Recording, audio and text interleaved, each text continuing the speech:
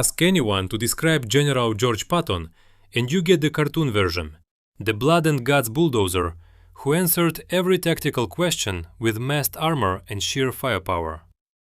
That image erases what actually happened at Kronberg in the spring of 1945. Patton's Third Army rolled up to a city that had been converted into a precision-engineered death trap. Every critical structure wired with explosives. Enough hidden ordnance to freeze the American advance and fill body bags for weeks.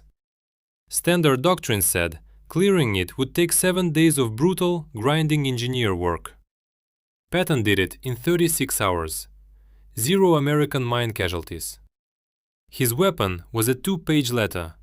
No artillery, no armor. He broke a German officer's mind instead.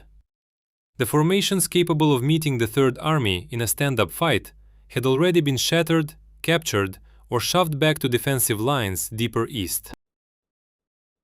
What lingered in the German cities and towns along Patton's route was a strange, tragic patchwork. SS detachments under orders to die in place. Volkssturm militia, grandfathers and teenagers handed rifles and told this was their duty. And scattered among them, regular Wehrmacht officers still trying to serve a regime they knew was finished, while clinging to enough personal honor to face themselves when it was over. Kronberg occupied a strategic crossroads in central Germany. Its importance to Patton had nothing to do with size or symbolism. A network of roads threaded through that city, routes the Third Army needed for its next operational phase. Speed through Kronberg meant preserving the momentum that defined everything about Patton's army.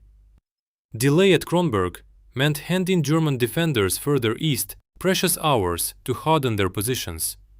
Hours that would be paid for in American blood.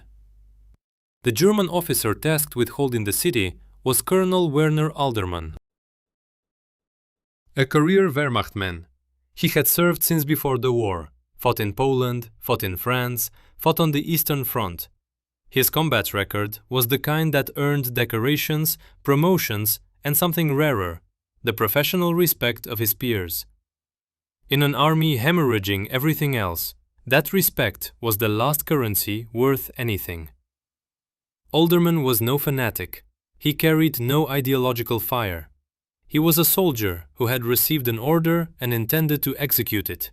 Because executing orders was the foundation of 30 years of identity. The order was blunt. Hold Kronberg. Hold it at any cost. Deny it to the Americans as long as flesh and concrete could manage. And Alderman, surveying what he had against what was coming, made a cold calculation. A conventional defense was impossible. He lacked the manpower and the equipment to meet the Third Army in open battle. What he possessed was time. Engineers. And an entire city whose structures could be transformed from shelter into weapons. What Alderman's engineers did to Kronberg in the days before Patton's forces arrived was methodical, thorough, and professional in the very specific way German military engineering was always professional. Executed with surgical precision, obsessive attention to detail, and absolute indifference toward the civilians still living inside those walls. They mined the main roads, they mined the bridges, they mined every building American soldiers would naturally use for cover during an urban assault.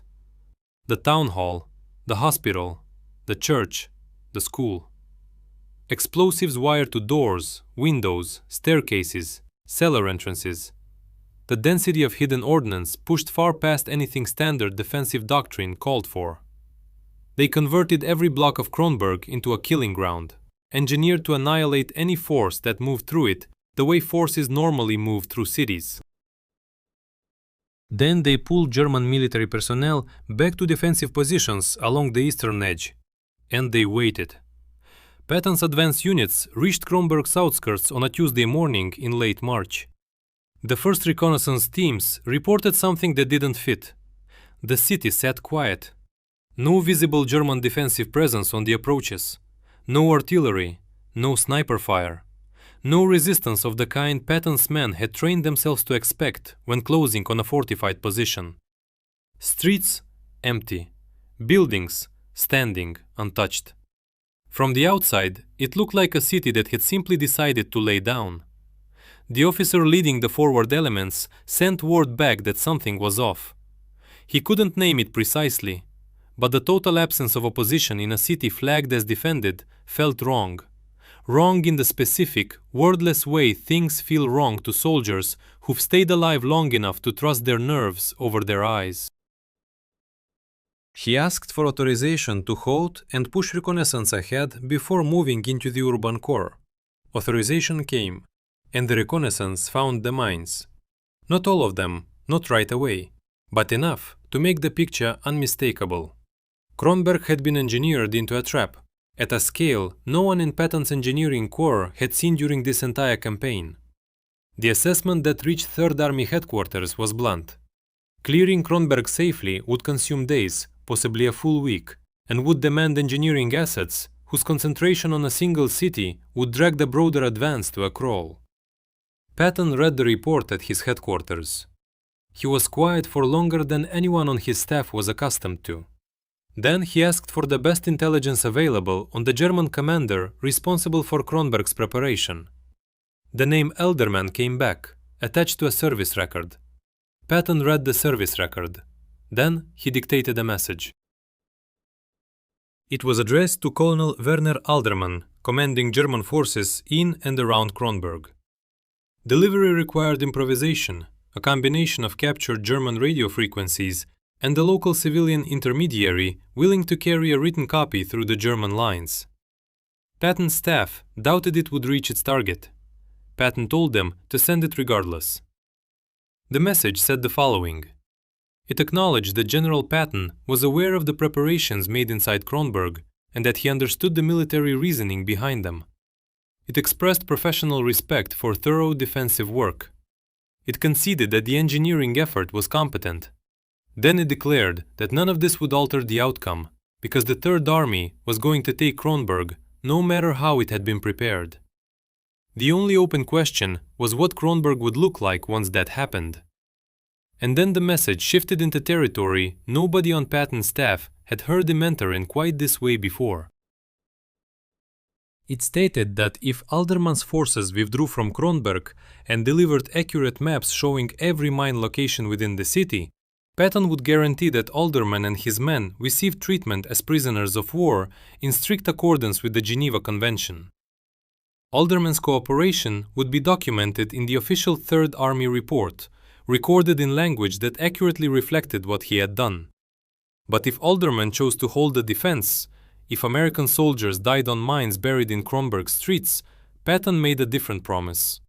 He would personally ensure every resource the Third Army possessed was directed at the German positions east of the city. And that effort would proceed without the restraint he would otherwise extend to an enemy operating within the accepted boundaries of warfare. The men who died on those mines would sit on Alderman's ledger. Patton intended to settle that ledger completely. Then the message added one final element. It noted that Patton had reviewed Alderman's service record, and that it was the record of a professional soldier who had fought honorably through difficult circumstances across many years. It said that professional soldiers who had served with honor deserved the chance to end their service with honor. The choice Alderman made in the next 12 hours would determine whether that remained possible. By any standard, this was an extraordinary communication from a commanding general to an enemy officer. Patton's staff debated afterward whether it constituted a threat, an offer, or something that defied either category. The honest answer was all three at once, which was precisely how Patton operated when he was functioning at his sharpest. He had handed Alderman a reason to comply, a consequence for refusing, and an appeal to the professional identity the German officer had spent an entire career building. All of it delivered in a message that filled fewer than 2 pages. Composed in under 20 minutes, Colonel Werner Alderman received it at his forward command post east of Kronberg. He read the message twice. Then he gathered his senior officers and told them what it contained. The discussion that followed ran 3 hours, longer than the window Patton had given him, but shorter than it might have lasted under different circumstances. These were officers who had spent years fighting in the Wehrmacht, men who had watched the army they served twisted into the instrument of a regime that had annihilated everything they once believed they were defending. Men who had arrived at this moment at German city, spring of 1945, with nothing left to protect except the professional identity that Patton's message had targeted with surgical precision. They were not unanimous, but they were a majority. Alderman sent his reply. It stated that he was prepared to discuss terms. The language was the stiff military formality that German officers deployed when they needed the cover of procedure for something that went beyond procedure. But the meaning underneath was unmistakable. He intended to comply. The maps reached Third Army headquarters the next morning. They were detailed, precise, and thorough in a way that Patton's engineers admitted they hadn't anticipated. Every mine position across Kronberg marked. Every wired explosive identified.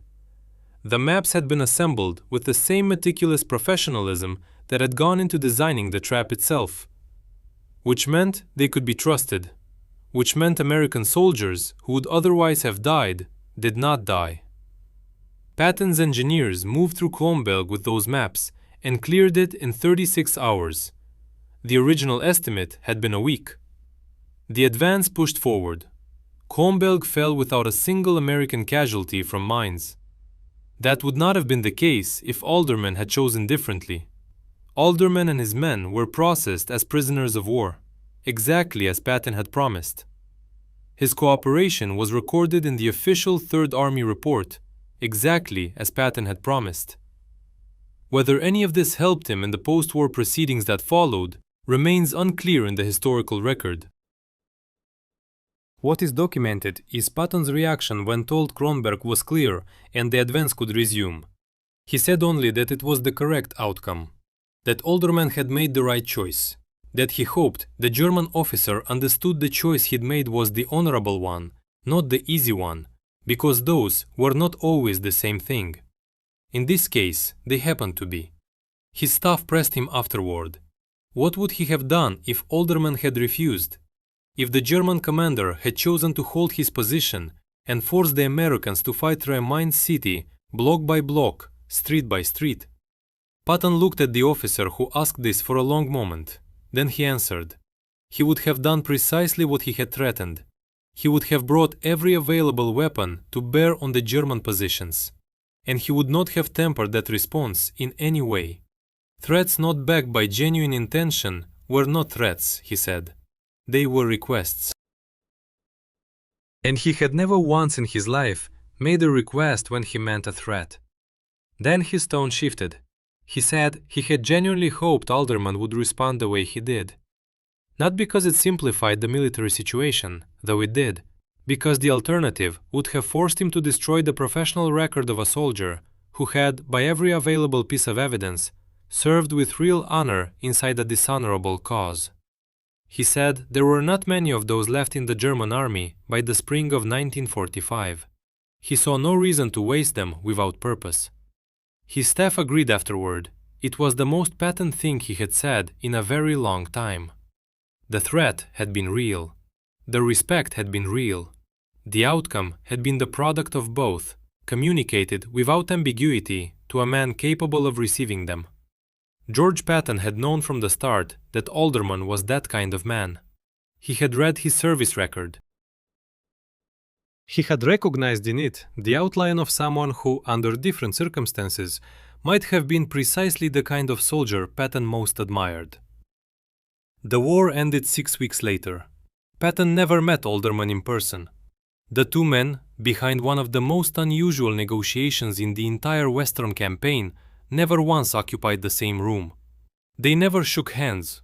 They never had the conversation their exchanged messages had been circling toward.